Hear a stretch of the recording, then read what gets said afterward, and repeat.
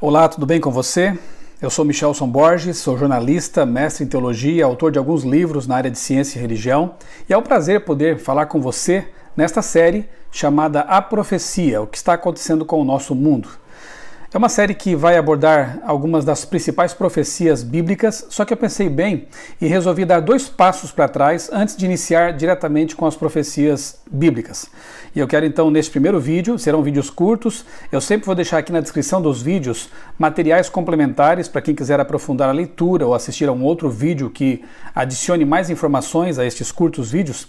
E eu pensei então nesse primeiro vídeo tratar um pouco sobre o autor das revelações, das profecias, e no segundo vídeo, então, tratar um pouquinho sobre o livro, que será o livro base, o livro texto da gente aqui nessa série, que é a Bíblia Sagrada.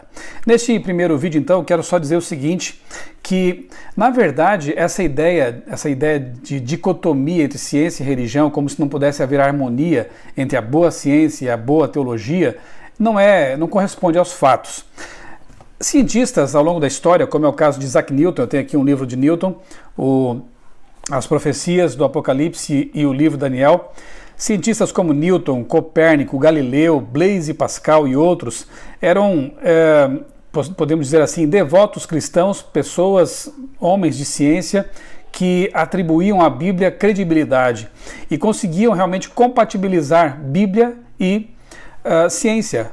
E, por sinal, até nos legaram aquilo que chamamos de método científico, são os chamados pioneiros, ou pais da ciência. Pessoas que buscavam na natureza, no estudo do cosmos, do universo, da natureza, do mundo que os rodeava, compreender melhor a forma como Deus havia criado todas as coisas. No passado houve pessoas assim e no presente também, Eu tenho aqui outro livro, Um Ateu Garante Deus Existe, aquele que é considerado o maior filósofo ateu do século XX, Antony Flew. Escreveu livros, tratados, monografias, enfim, textos combatendo a fé cristã, a religião, e no fim da vida, já no alto da sua maturidade intelectual, já tendo vivido bastante, morreu aí com 80 e pouquinhos anos, ele reconsiderou seu ateísmo e escreveu esse livro aqui, que é uma espécie de testamento, um último livro, O Ateu Garante Deus Existe. Um outro livro interessante que mostra que sim, é possível reconsiderar ideias, cosmovisões com base na ciência e também na teologia, é o livro A Linguagem de Deus, de Francis Collins, que foi diretor do projeto Genoma, aquele projeto que levou 10 anos para mapear o genoma humano. Ele, que era ateu, termina, no fim das contas, aí aceitando a existência de Deus, torna-se então um teísta e percebe que no DNA, no genoma, nessa complexidade, daqui a pouquinho eu vou falar um pouco mais sobre isso, existe ali sim uma assinatura do Criador. Quais foram os argumentos que fizeram com que Antony Flew se tornasse um cristão, abandonando assim o ateísmo? Eu quero considerar com você aqui pelo menos 2 dos argumentos que fizeram com que esse filósofo reconsiderasse seu ateísmo. O primeiro deles é o chamado argumento cosmológico, que se compõe de 3 premissas, formam assim um silogismo, que dizem assim: tudo que teve um começo tem que ter uma causa. O universo teve uma causa, o universo teve um começo.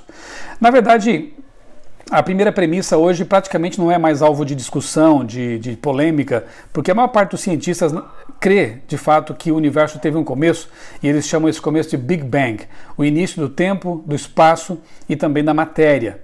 Eu quero mostrar algo aqui para vocês, por exemplo, essa matéria aqui da revista New Scientist. Por que os físicos não conseguem evitar o evento da criação? Porque eles levantaram argumentos convincentes que mostraram a eles mesmos que, de fato, o universo precisa ter um começo. Alexander Vilenkin escreveu o seguinte: toda a evidência que temos diz que o universo teve um começo. Portanto, eu não posso me demorar muito aqui nesse ponto, mas, de fato, as evidências apontam sim para um começo. E lembre-se, o silogismo diz: tudo que teve um começo tem que ter uma causa. Qual seria então essa causa primeira não causada do universo? Fazendo uma análise aqui bastante breve também, nós podemos concluir o seguinte: essa primeira causa não causada tem que ser todo-poderosa, sim, porque ela criou todo o universo e o universo é vastíssimo.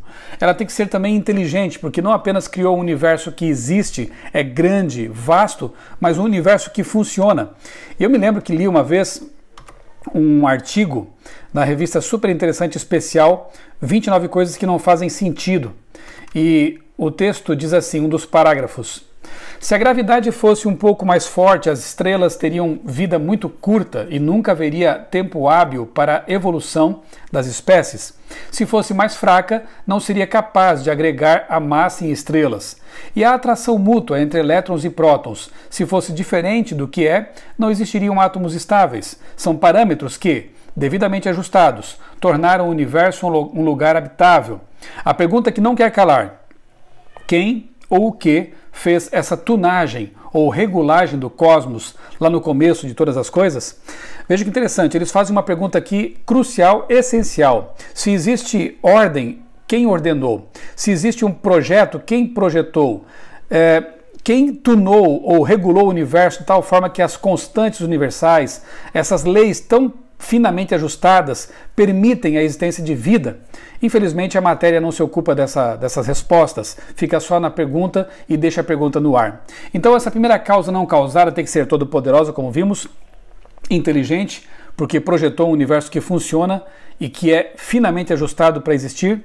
Tem que ser uma causa imaterial, além do espaço e eterna, porque ela cria o tempo, o espaço e a matéria em algum momento.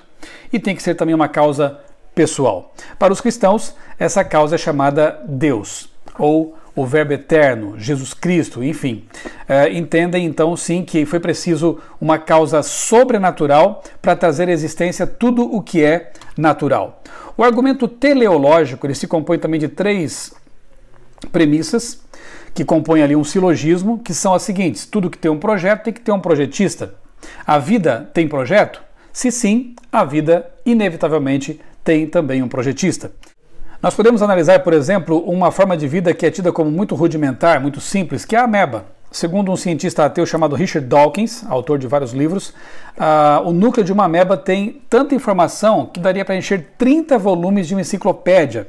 Agora, se pensarmos no ser humano, veja, o nosso genoma, se fosse transcrito em forma de livros, formaria uma pilha de 170 metros de altura de livros. Portanto, é muita informação. E se existe um código, existe um codificador. Se existe informação, é necessária uma fonte informante. Na verdade, há muitas evidências que apontam sim, para um design intencional, um design inteligente. E, como vimos, o argumento teleológico se compõe de 3 premissas, que são: tudo que tem um projeto tem um projetista. Tudo indica que a vida teve um projeto, então a vida tem um projetista. Quem é esse projetista? Mais uma vez, para aqueles que creem na Bíblia, em Deus, aqueles que se consideram teístas, esse projetista foi Deus. Agora, evidentemente que existem também situações meio complicadas de se lidar quando o assunto é uma investigação mais filosófica a respeito da existência de Deus. E um desses problemas é justamente a questão da dor, do sofrimento.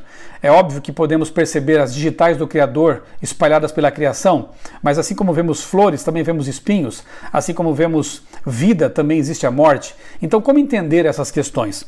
Um autor que lida muito bem com esse assunto é o filósofo cristão Alvin Plantinga, ou Plantinga. Neste livro aqui, por exemplo, Deus, a Liberdade e o Mal, Plantinga trabalha com essa questão do Deus bom que permite o mal no universo moral. Um outro autor também que eu quero recomendar a vocês é este aqui, um ex-ateu, filósofo indiano, Ravi Zacharias, A Morte da Razão. Aqui na página 46 desse livro, ele diz o seguinte: quando se afirma que existe algo chamado mal, é preciso supor que existe algo chamado bem. Quando se diz que existe algo que se chama bem, é preciso supor que existe uma lei moral por meio da qual se distingue bem entre bem e mal.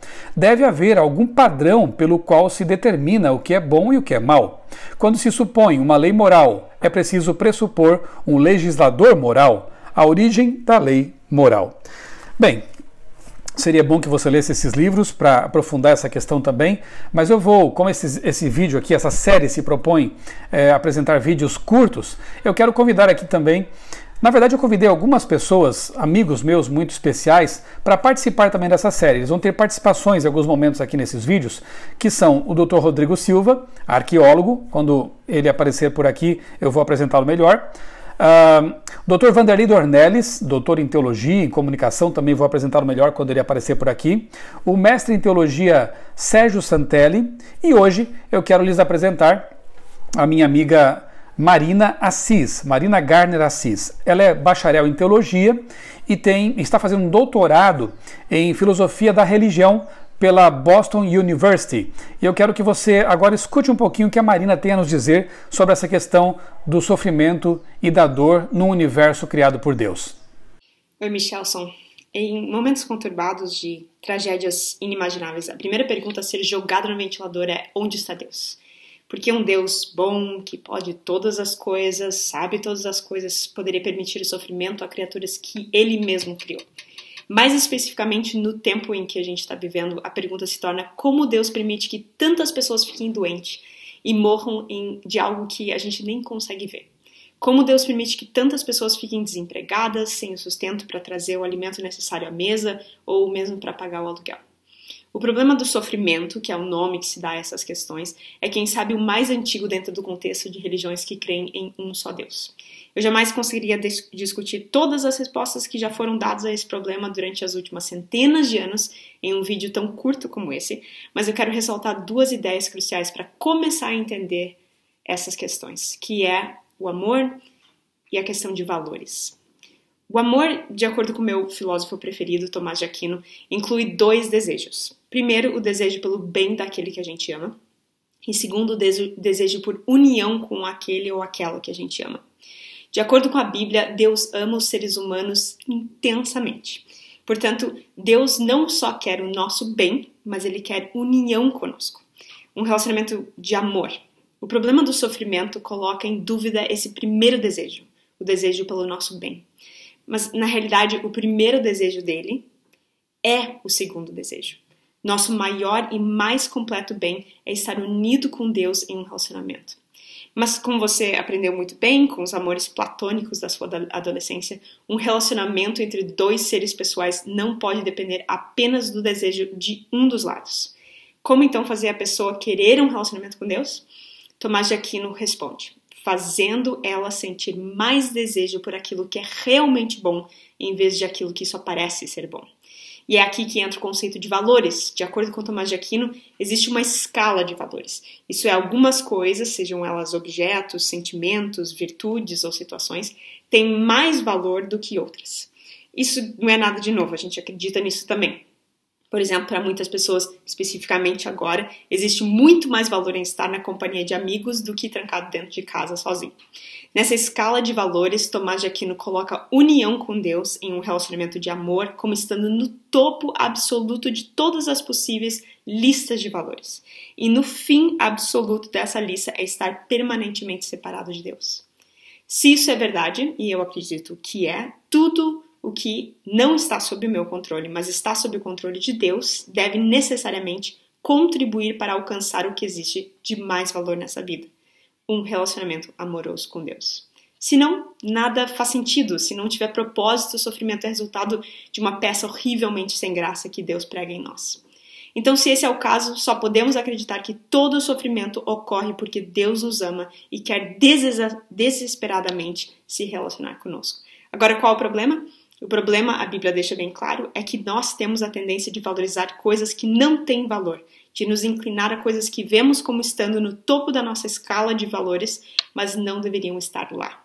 Então, o sofrimento muitas vezes é absolutamente necessário para nos levar a valorizar aquilo que é, de fato, bom, um relacionamento íntimo com Deus. Obrigado, Marina, por essa participação tão especial. A Marina vai voltar aqui num outro vídeo, em outro momento dessa série de nossos estudos sobre as profecias. Bem, além do argumento teleológico, do cosmológico, da questão do sofrimento, que pode muito bem ser explicada numa abordagem filosófica e também bíblica, existe o teorema de Gödel, do matemático Gödel, Kurt Gödel. Eu não vou ter tempo aqui de explicar esse assunto, ele também é um pouquinho complicado, mas eu vou deixar aqui na descrição do vídeo um link para um artigo que trata desse tema tão interessante. Um teorema matemático, lógico, que mostra, sim, a existência de Deus. Você vai se surpreender ao conhecer esse teorema, o teorema de Gödel. Outro autor que eu aprecio muito é o Gilbert Chesterton. autor de vários livros, entre os quais este aqui, o Ortodoxia, talvez um dos melhores livros de Chesterton, um ex-ateu lá do século XIX. Um autor fantástico, recomendo muito a leitura desses livros de Chesterton. Aqui neste livro, na página 43, ele diz o seguinte: mesmo acreditando na imortalidade, eu não preciso pensar nela, mas se a desacredito, nela não devo pensar. No primeiro caso, a estrada está aberta e posso ir adiante até onde quiser. No segundo caso, a estrada está fechada. Eu quero te convidar, meu amigo, a manter a estrada aberta. Manter os ouvidos bem abertos para que você possa analisar criticamente os conteúdos que serão apresentados aqui nesta série, A Profecia, e, como dizia Blaise Pascal, que os homens aprendam pelo menos qual a fé que rejeitam antes de rejeitá-la. Que você possa realmente analisar tudo com a mente e o coração abertos. Eu espero que esses conteúdos possam ajudá-lo bastante na compreensão das principais profecias que têm muito a ver com o que está acontecendo em nosso mundo hoje em dia. Eu quero convidar você para assistir também o próximo tema, que é a revelação milenar. E que você possa fazer como Newton, Pascal, Anthony Flew, Collins e outros. Tente harmonizar a boa ciência com a boa teologia. Eu tenho certeza que você vai se surpreender com o resultado. Um grande abraço para você.